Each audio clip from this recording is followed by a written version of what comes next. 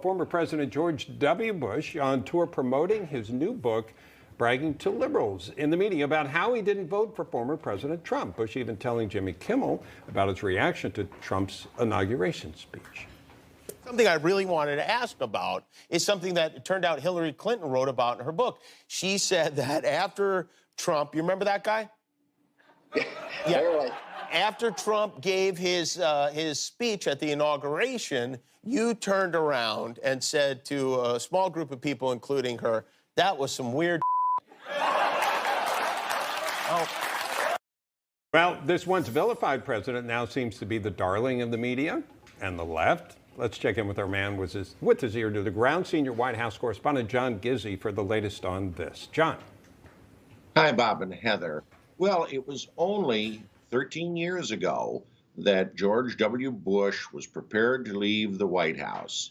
And at the time, with record low popularity, being booed at the inauguration of his successor, he nonetheless said that, like former President Harry Truman, he would be vilified in his time, but vindicated in the course of history. Well, now he seems to be taking the step toward that vindication. How does he do it? By condemning fellow Republicans and embracing the liberal media.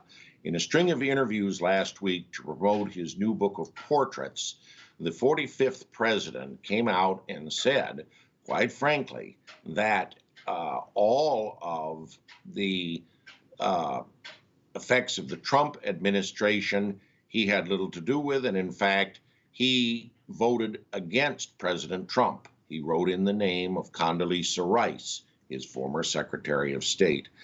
I might add he was the 43rd president, and he also has indicated on several occasions that he and wife Laura did not vote for anyone in 2016. He's Trump-free, in other words. Of his Republican Party, George W. Bush said that too many in the party are isolationist, protectionist, and nativist. Now, he later amended those remarks to say there are others who are opposing that particular point of view.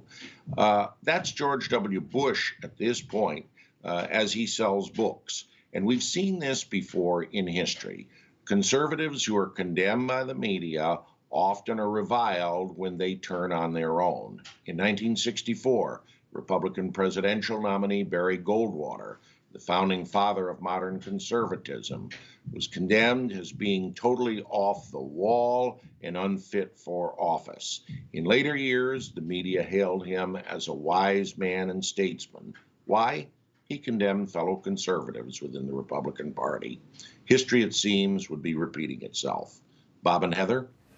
All right. Thank you very much, John. Hey, I'm Rob Finnerty. Thanks for watching. If you enjoyed this video, please join the conversation in the comments below. Don't forget to subscribe, too. Hit the bell icon to be alerted to breaking news. And remember, there's a whole lot more on Newsmax TV, America's fastest growing cable news network. Newsmax TV, where real news for real people.